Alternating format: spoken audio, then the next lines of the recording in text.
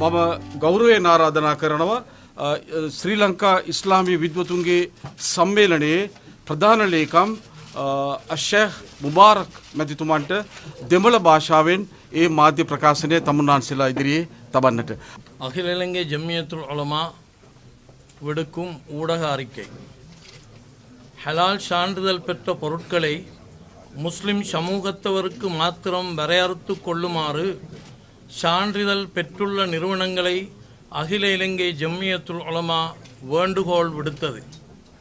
2013 பிப்ரவரி 21 அகில இலங்கை ஜம்மியத்துல் உலமா வெளியிட்ட பொது அறிக்கையை தொடர்ந்து கீழ்காணும் தீர்மானங்களை மக்களுக்கு தெரிவித்துக் கொள்கிறது. முஸ்லிம்கள் ஹலாலானவற்றை மாத்திரம் உண்ண வேண்டும் என்ற மார்க்க கட்டளையை பின்பற்றுவதற்கு அவர்களுக்கு துணை புரியும் நோக்கத்துடனேயே ஹலால் சான்றிதழ் வழங்கும் செயற்பாடு ஆரம்பிக்கப்பட்டது என்றும் அதில் இலாபம் பெறுவது உட்பட வேறு எந்த ஒரு உள்நோக்கமும் கிடையவே கிடையாது என்றும் இடைவிடாது நாம் கூறி வரும் நிலைப்பாட்டை மீண்டும் வலியுறுத்தி கூறுகின்றோம். இதை நிரூபிக்கும் ஒரு நடவடிக்கையாக 2012 மார்ச் 31 முடிவுற்ற ஜம்மியத்துல் உலமா அமைப்பின் கடைசி நிதியாண்டின் வரவு செலவு விவரத்தின் முக்கிய விடயங்களை பொதுமக்கள் பரிசீலனைக்கு முன்வைக்க நாம் முடிவு செய்தோம். அதன்படி மேற்குறிப்பிட்ட காலகட்டத்தில் நமது அமைப்புடன் பதிவு பெற்றிருந்த 150 நிறுவனங்களுக்கு ஹலால் சான்றிதழ்களை வழங்குவதன் மூலம் நாம் பெற்ற மொத்த வருமானம் 17,09,807 ரூபாய் 50 மாத்திரமேயாகும்.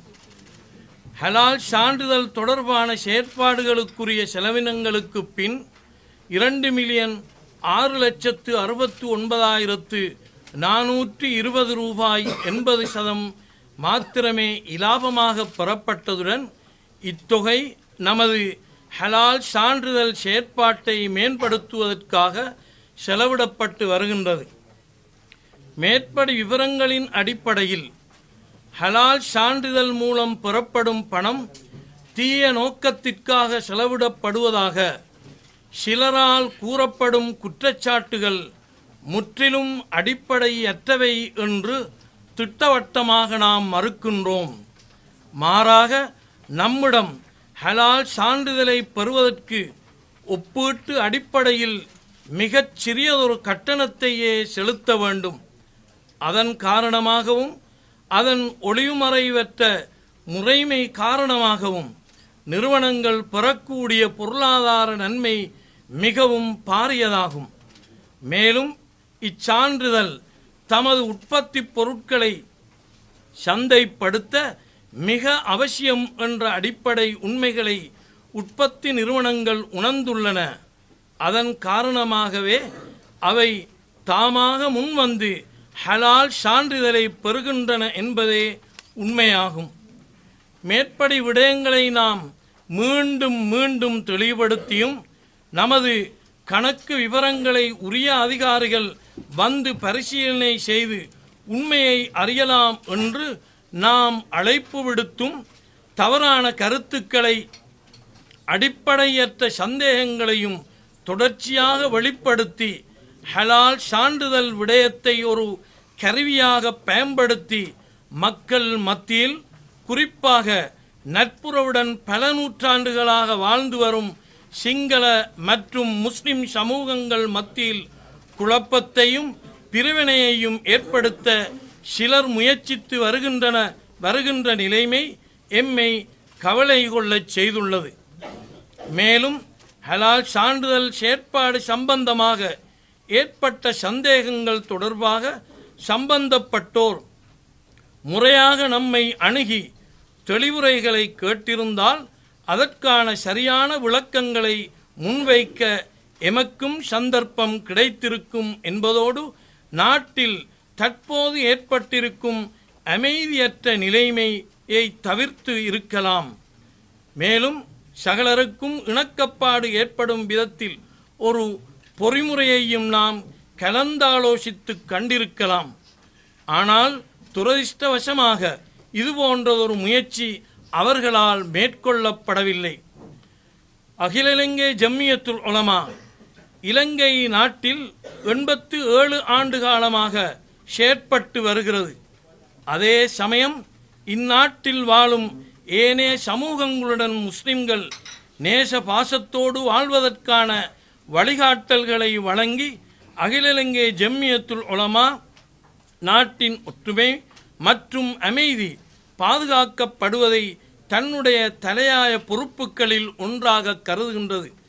இவ்வடிப்படையில் இனங்களுக்கிடையே பிரிவினையை தோற்றுவிக்கும் விதத்தில் ஹலால் சான்றிதழ் தொடர்பாக தொடர்ந்தும் வாத பிரதிவாதங்கள் ஏற்படுவதை தவிர்க்கும் நோக்கோடு இந்த பிரச்சினைக்கு ஒரு மாற்று யோசனையை முன்வைக்க விரும்புகின்றது. அதன்படி ஹலால் சான்றிதழ் செயற்பாட்டை அரசாங்கமே பொறுப்பேற்று அனைத்து சமூகங்களும் ஏற்கும் விதமான ஒரு பொறிமுறையை மேற்கொள்வதற்கு முன்வர வேண்டும். ஹலால் சான்றிதழ் செயற்பாட்டை அரசாங்கமே பொறுப்பேற்று அனைத்து சமூகங்களும் ஏற்கும் விதமான ஒரு பொறிமுறையை மேற்கொள்வதற்கு முன்வர வேண்டும் என அகில இலங்கை ஜம்மியத்துல் உலமா ஆலோசனை தெரிவிக்கின்றது.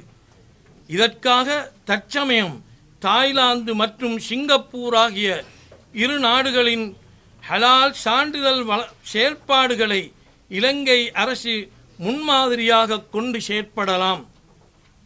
நடைமுறையில் உள்ள ஹலால் சான்றிதழ் வழங்கும் முறையானது ஒரு வர்த்தக இலாபமீட்டும் நோக்கில் அறிமுகப்படுத்தப்படவில்லை என்பதையும் சமூகத்தின் நியாயமான ஒரு தேவையை பூர்த்தி செய்யும் வகையில் ஒரு சேவையாகவே மேற்கொள்ளப்பட்டு வந்தது என்பதையும் எமது ஆலோசனை உறுதிப்படுத்துகின்றது.